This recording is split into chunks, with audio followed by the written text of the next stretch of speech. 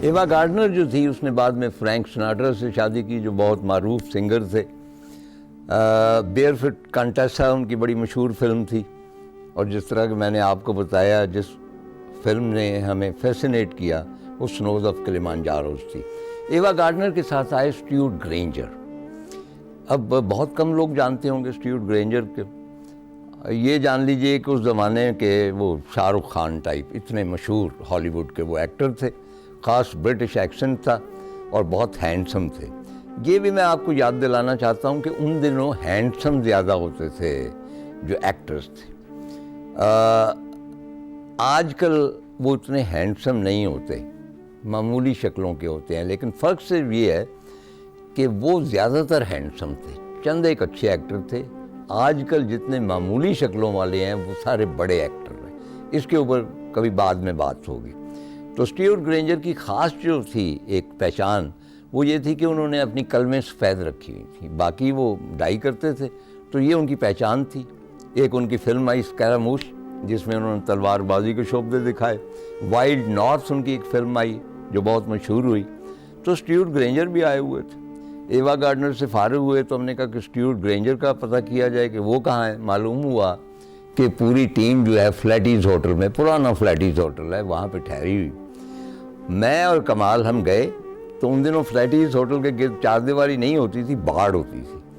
तो हम बड़ी आसानी से उस बाड़ में से झांक रहे थे, तो हमने देखा कि स्ट्यूअर्ट ग्रेंजर साहब वहाँ पे अपना बाहर लॉन में बैठे हुए हैं और चाय पी रहे हैं।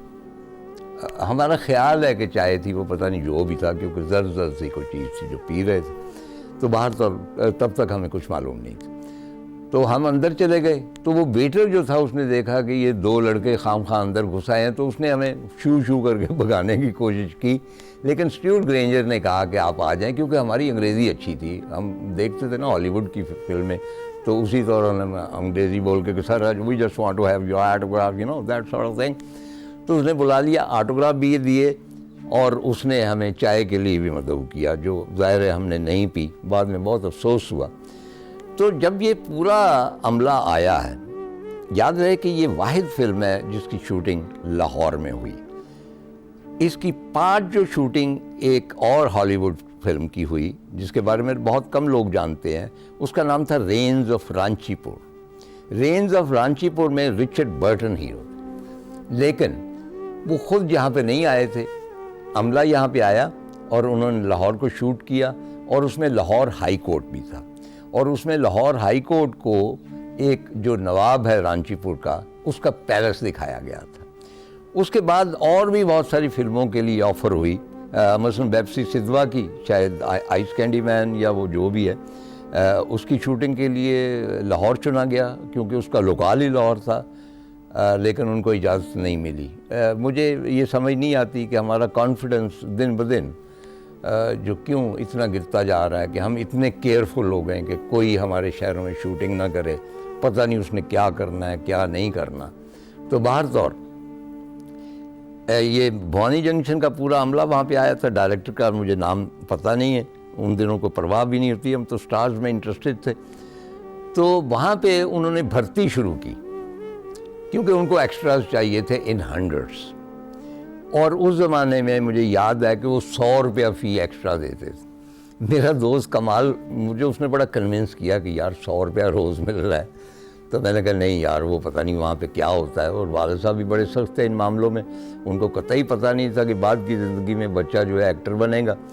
चुनांचे 100 रुपये के लिए बहुत सारे लोग वहाँ पे गए और उन सबको वर्दियाँ दी गई। वर्दियों से मुराद ये है कि एक ही ड्रेस दिया गया। ये बड़ी अमेजिंग बात है कि जितने भी उसमें हिंदुस्तानी उस ऐद के बनाए गए वो सब अपना सफ़ेद कुर्ते और सफ़ेद वो पजामे और ऊपर टोपियाँ, यानी कोई तखसीस नहीं थी कि इसमें सिख कौन है, मुसलमान कौन है, हिंदू कौन है। वो मे भी क्योंकि वेस्टर्न ऑडियंस के लिए वो फिल्म बनाई गई थी, उनके लिए वो सब इंडियंस बराबर ही होते हैं। लेकिन हमें ये बात खली कि भाई इसमें मुख्तलिफ ड्रेसेस होने चाहिए, लेकिन उन्होंने एक ही ड्रेस। उसके बाद उन्होंने मकामी जो कुछ लोग भी भर्ती किए, एक एक दो डायलॉग जिन्होंने बोलने थे, और उसमें सर फहरिस्त नीलो थी, रियाज शाहिद की बाद में बेगम और शान साहिब की वालिदा साहिबा, और एक एक्टर होते साकी, बहुत कमाल के एक्टर थे, कैरेक्टर एक्टर थे, बहुत अच्छी एक्टिंग करते। एक और साहब थे जाफरी, वो जर्नलिस्ट भी थे और एक्टर भी थे। इन तीनों ने भवानी जंक्शन में काम किया था। अच्छा, इन्होंने किया ये कि पूरा जो लाहौर का स्टेशन था वहाँ से तमाम लाहौर के बोर्ड उतार दिए और वहाँ पे भवानी जंक्शन लिखा गया, और ख़ास तौर पे प्लेटफॉर्म जो 2 था वो पूरा भवानी जंक्शन बना हुआ था। मुझे नहीं पता कि गाड़ियों का उस ज़माने में उन्होंने क्या सिस्टम किया, लेकिन लाहौर भवानी जंक्शन में तब्दील हो चुका था। उसके बाद वो फिल्म आई, हमने देखी, ज़ाहिर है हमें पसंद आई। उसमें एक और मंज़र अब मुझे याद आता है कि एक घर में आग लगती है और एक सिख नौजवान एवा गार्डनर को बचाता है। लक्ष्मी मैंशन की छत पे खड़े होकर हमने देखा, हाल रोड के राइट हैंड पे एक घर था, वहाँ पे उन्होंने आग लगाई और हमने देखा कि वो एवा गार्डनर को उठाए ले जाना है। और तब भी यही ख्वाहिश हुई कि एक्टिंग कर लेते और सिख का रोल अदा करते तो क्या खूबसूरत बात होती। 12 हज़ारों ख्वाहिशों वाली बात है।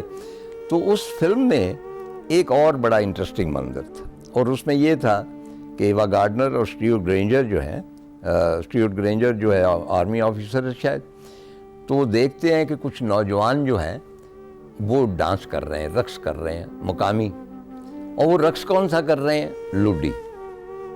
पंजाब का जो टिपिकल है वो लुडी डाल रहे हैं, और वो फिर एवा गार्डनर उसमें शामिल हो जाती है।